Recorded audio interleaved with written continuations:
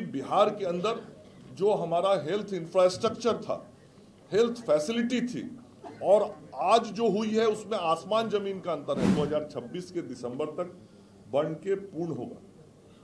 पटना में एक बहुत महत्वपूर्ण हॉस्पिटल हम सब लोग बना रहे हैं। अपने राज्य में 4 करोड़ से अधिक आयुष्मान कार्ड बन चुका है। मंत्री मंगल पांडे ने एक बार फिर स्वास्थ्य विभाग का जिम्मा संभाल लिया है और स्वास्थ्य विभाग का जिम्मा संभालते ही एक्शन में नजर आए। उन्होंने बताया कि स्वास्थ्य विभाग में क्या कुछ करना है। नमस्कार, दर्श न्यूज़ देख रहे हैं आप, मैं हूं अनुराग।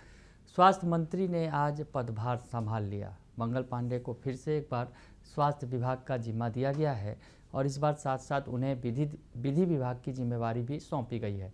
स्वास्थ्य विभाग की जिम्मेवारी संभालते ही मंगल पांडे ने बताया कि स्वास्थ्य विभाग में किस तरह से जो स्वास्थ्य विभाग का स्वास्थ्य है सुधारना है, आगे क्या करना है, ये पूरी बात बताते नजर आए मंगल पांडे। उनका बयान सुन लीजिए आप।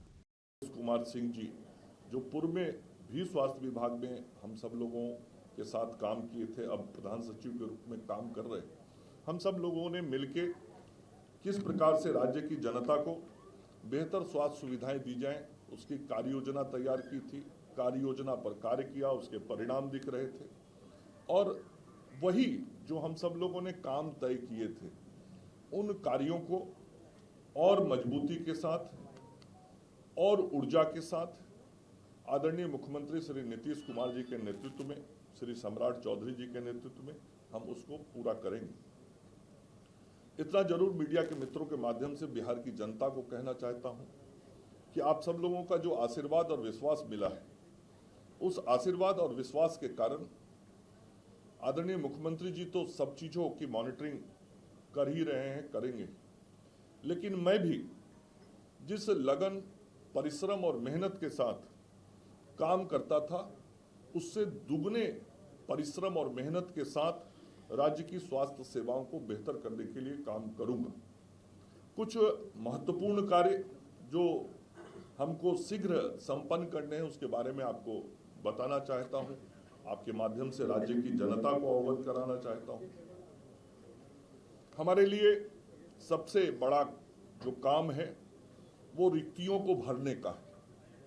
और हमने पहले भी कहा था, जब इसके पिछली बार मंत्री बने थे, कि हम स्वास्थ्य विभाग के अंदर जो रिक्तियां हैं, उन रिक्तियों को भरने का काम करेंगे। और मुझे खुशी है कि पिछला जो इसके पीछे का कार्यकाल था, उस कार्यकाल में भी हमने बड़ी संख्या में स्वास्थ्य विभाग के अंदर नियुक्ति किया था, चाहे वह विशेषज्ञ चिकित्सक हों, पैरामेडिकल स्टाफ हों, ऐसे नर्सेज हों, उनकी बड़ी संख्या में नियुक्ति हमने की थी। और नियुक्ति की अन्य प्रक्रियाओं को भी हमने आगे बढ़ा दिया था और कई नियुक्तियों के कार्य पाइपलाइन में थे और उनके अब परिणाम आने वाले हैं। तो मैं बताना चाहता हूं कि अगले दिसंबर के महीने तक सामान्य चिकित्सा पदाधिकारी के 663 पद खाली हैं, उसको भर लिया जाएगा। दंत चिकित्सक के कुल 808 पद हैं, वो भी नियुक्ति की कार्रवाई दिसंबर माह तक पूर्ण कर ली जाएगी। स्टाफ नर्स 11,389, 11,389, इसकी नियुक्ति के लिए बीटीएससी ने परीक्षा संपन्न करा लिया है, मतलब एग्जाम हो चुका है। जैसे ही एग्जाम का रिजल्ट बीटीएससी से आएगा, ये 11,389 ग्रेड ए नर्सेस की भी नियुक्ति पूर्ण कर ली जाएगी। मैं फिर दोहरा रहा हूं, इसका परीक्षा हो चुका है, परिणाम आना केवल शेष है। उसी तरीके से जो हमारे नर्सिंग स्कूल चलते हैं, कॉलेज चलते हैं, वहां ट्यूटर के 498 पदों के लिए बीटीएससी से परीक्षा का आयोजन संपन्न किया जा चुका है और ये भी बहुत शीघ्र इसकी अनुशंसा प्राप्त होगी बीटीएससी से, और ये नियुक्ति का भी काम पूर्ण कर लिया जाएगा। उसी प्रकार से जो बराबर आप सब मीडिया के साथी भी कहते थे, और मैं भी जब गांव में घूमता था, मुझे भी जो आवश्यकता महसूस होती थी कि अस्पतालों के अंदर pharmacist, dresser, lab technician, X-ray technician, OT assistant, ECG technician, दंत विज्ञानी, ऐसे जो चिकित्सकों को सहयोग देते हैं और जिनके कारण चिकित्सकीय व्यवस्था बेहतर होती है, ऐसे लोगों की नियुक्तियों की बहुत आवश्यकता थी और ये सारा काम हमने पिछले कार्यकाल में किया था और उसी का परिणाम है कि फार्मासिस्ट के 2473, ड्रेसर के 3326, लैब टेक्नीशियन के 2969,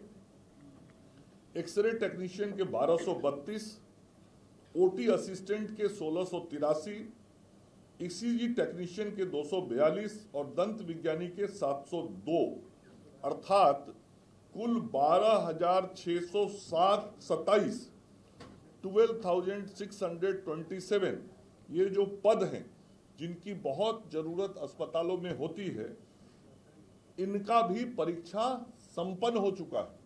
ये जो पिछले कार्यकाल में हम लगातार प्रयास किए थे, तो जितनी नियुक्तियां बड़े पैमाने पर हमने की थी वो की थी। उसके अलावा ये सारे काम संपन्न हो चुके हैं और ये भी परीक्षा पूर्ण हो चुका है। तो बीटीएससी से इसका भी सारा जो ये नियुक्ति के लिए परीक्षा होता है वो बिहार तकनीकी सेवा आयोग के माध्यम से होता है। तो बीटीएससी से इसका भी परिणाम आते ही ये नियुक्ति का कार्य पूरा हो जाएगा।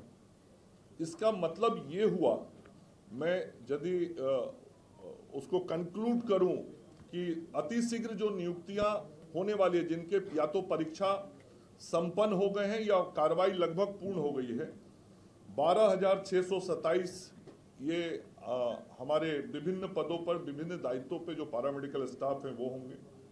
उसके अलावा 11,389 ये ग्रेड ए नर्स होंगी, मतलब ये लगभग संख्या 24,000 की हुई। ट्यूटर 498 तो 24,500 करीब हुआ। दंत चिकित्सक पदाधिकारी 808 तो इसका मतलब 25,300 हुआ और सामान्य चिकित्सा पदाधिकारी 663, मतलब लगभग 26,000 से अधिक पदों पे नियुक्ति की कार्रवाई अंतिम चरण में है, या तो नियुक्ति होने वाली है या परीक्षा का परिणाम प्रकाशित होने वाला है। बाकी सारी प्रक्रियाएं पूर्ण कर ली गई हैं और यह मानव बल जब गांव के अस्पतालों तक पहुंचेगा तो और ताकत बढ़ेगी। ये तो मैंने बताया जो विभाग के तरफ से हो रहा है। हम सब लोग जो काम करते हैं उसमें राष्ट्रीय स्वास्थ्य मिशन का बड़ा रोल है और एनएचएम के माध्यम से भी मानव बल की नियुक्ति का कार्य किया जाता है। एनएचएम के माध्यम से अगले 4 महीने में जो नियुक्ति की प्रक्रिया पूर्ण होगी वो मैं आपको बताना चाहता हूं। 220 नेत्र सहायक, 1504 आयुष चिकित्सा पदाधिकारी और 5,006 एएनएम। 3,000 से मुझे याद है 3,000 से ज्यादा था, 3,600। और अब ये उसमें से कुछ वेटिंग लिस्ट में नाम था, तो इसमें से जो स्पेशलिस्ट डॉक्टर हैं उनके 36, सामान्य चिकित्सा पदाधिकारी के 449 और 216 कम्युनिटी हेल्थ ऑफिसर सीएचओ, ये 1 महीने में ये पूर्ण कर लिया जाएगा। तो कुल मिला के एनएचएम के माध्यम से भी राज्य स्वास्थ्य समिति के द्वारा लगभग 7600 7,600 विभिन्न पदों पे नियुक्ति की कार्रवाई ये अगले 1 महीने से लेकर 4 महीने के अंदर पूर्ण कर ली जाएगी। तो 26,000 पहले हुआ और 6,700 ये, तो कुल मिला के जो नया रिक्रूटमेंट अगले कुछ महीनों में हो जाएगा उसकी संख्या हो गई, मैंने इसलिए एक अलग अलग करके आपको बताया है, लगभग 32,700। तो ये मानव बल जब अस्पताल में पहुंचेगा तो और बेहतर स्थिति हो पाएगी। ये हमारी प्राथमिकता है। हमारी प्राथमिकता में आयुष भी है चूंकि आदरणीय प्रधानमंत्री नरेंद्र मोदी जी और माननीय मुख्यमंत्री श्री नीतीश कुमार जी सदैव कहते हैं कि आयुर्वेद हो, होम्योपैथ हो, यूनानी हो, इन सभी चिकित्सा पद्धतियों के माध्यम से लोगों को, चूंकि आयुर्वेद हमारे देश की पुरानी चिकित्सा पद्धति है, इसको विकसित करना है और इसके लिए भारत की सरकार लगातार सहयोग कर रही है, आयुष मंत्रालय सहयोग कर रहा है। तो पटना में 50 बेड का नवाब मंजिल में एक हॉस्पिटल उसके लिए बन चुका है। 7 जिला और है, दरभंगा, मधुबनी, बेगूसराय, गया जी, सिवान, गोपालगंज और मोतिहारी, जहां 15-15 करोड़ की लागत से 7 जगहों पे ये आयुष के 50 अस्पताल बनने हैं और 10 बेड का अस्पताल अररिया, बांका और मधुबनी में ये 7-7 करोड़ रुपए की लागत से बनने वाला है। पहले सभी अस्पतालों में आंख के जांच की सुविधा नहीं थी। अभी राज्य में कुल 440 अस्पतालों में निशुल्क नेत्र जांच की सुविधा उपलब्ध हो गई है। ये हमारा जो कम्युनिटी हेल्थ ये होता है, सामुदायिक स्वास्थ्य केंद्र, वहां तक हम सब लोग निशुल्क नेत्र जांच कर रहे हैं और जांचोपरांत चश्मा वितरण का काम शुरू हो रहा है। ये पिछले कुछ महीने पहले ये शुरू हुआ था, जो चल रहा है। जीविका दीदियों के माध्यम से अस्पतालों में भोजन की व्यवस्था बेहतर हो, इसके लिए लगातार हम लोग क्रमवार आगे बढ़ रहे हैं। पहले मेडिकल कॉलेज में हम लोगों ने किया, फिर डिस्ट्रिक्ट हॉस्पिटल में किया, फिर अनुमंडल अस्पताल में किया, अब हम लोग सामुदायिक स्वास्थ्य केंद्र की ओर बढ़ रहे हैं और जीविका दीदियों के माध्यम से वहाँ पे मरीजों को बेहतर भोजन सुविधा मिले, उसका भी काम कर रहे हैं। अभी नए 3 मेडिकल कॉलेज हॉस्पिटल लगभग बनके तैयार होने वाले हैं। भोजपुर और वैशाली ये अगले मार्च तक पूरा हो जाएगा और सिवान में अगले मार्च तक ओपीडी की सुविधा शुरू हो जाएगी और पूरे तरीके से वो दिसंबर महीने 2026 के दिसंबर तक बन के पूर्ण होगा। पटना में एक बहुत महत्वपूर्ण हॉस्पिटल हम सब लोग बना रहे हैं और वो आदरणीय मुख्यमंत्री जी की ही सोच थी, जिस सोच के अनुरूप हम सब लोगों ने उस अस्पताल को बनाने का काम शुरू किया था।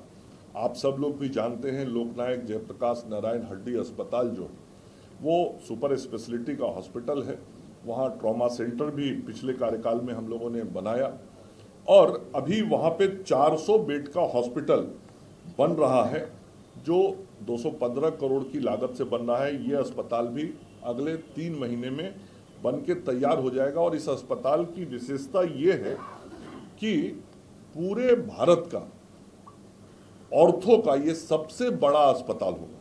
कहीं भी पूरे देश में 400 बेड का केवल ऑर्थो का हॉस्पिटल नहीं है। जैसे मुजफ्फरपुर में हमने 100 बेड का पीकू बनाया था, आप लोग को याद होगा 2019 की घटना के बाद, और 100 बेड का पीकू कहीं देश में नहीं।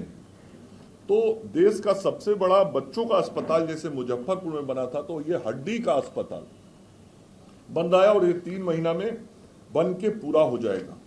हम सब लोगों का प्रयास रहा है कि हम सब लोग गांव तक की व्यवस्थाओं को ठीक करें और गांव तक की व्यवस्थाओं को ठीक करने के लिए हम सब लोगों ने विभिन्न स्तर पे अस्पताल बनाना, वहाँ नर्स नियुक्त करना, वहाँ CHO नियुक्त करना, जिस स्तर पे चिकित्सक भेजने हैं, आयुष चिकित्सक भेजने हैं, वो सब काम हम सब लोगों ने शुरू किया है।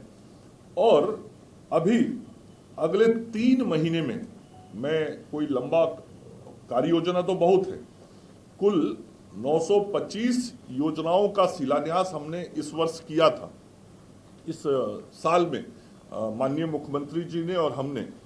तो ये शिलान्यास जो हुए थे, इसमें से 610 हेल्थ एंड वेलनेस सेंटर ये पंचायतों के अंदर, पहले तो अस्पताल पटना में बुरा हाल रहता था 20 साल पहले, लेकिन आज पंचायतों में भी नए अस्पताल, नई सुविधाएं और नई व्यवस्थाएं दिख रही हैं और उस पर पूरा फोकस है माननीय प्रधानमंत्री जी और मुख्यमंत्री जी का, भारत की सरकार की तरफ से और राज्य की सरकार की तरफ से, ये ज़्यादा से ज़्यादा स्वास्थ्य व्यवस्थाओं का विस्तार गांव और पंचायतों तक हो, इसके लिए हम लोग इस काम को कर रहे हैं।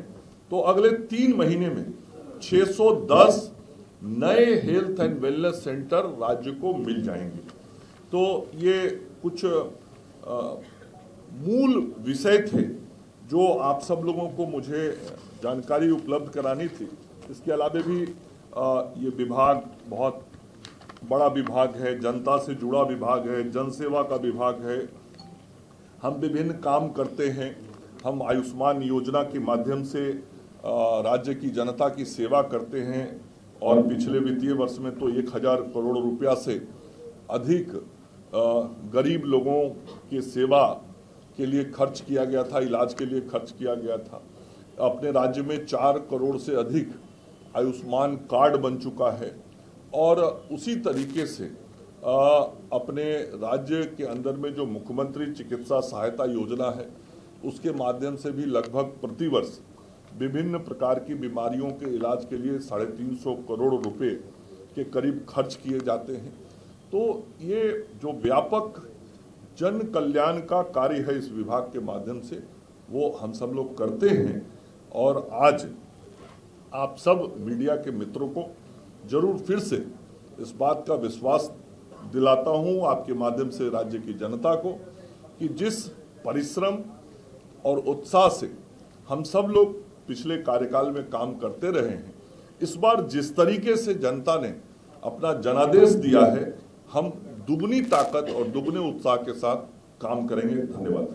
तो सुना आपने कि मंगल पांडे बता रहे हैं, विभाग का जिम्मा संभालते ही उन्होंने बताया है कि आगे अब किस तरह से स्वास्थ्य विभाग को चलाना है, क्या कुछ बजट है और किस तरह से जो है आगे विभाग को और भी दुरुस्त करना है। बने रहिए दर्श न्यूज़ के साथ, तमाम खबरों से आपको अपडेट रखेंगे। फिलहाल के लिए इतना ही, धन्यवाद।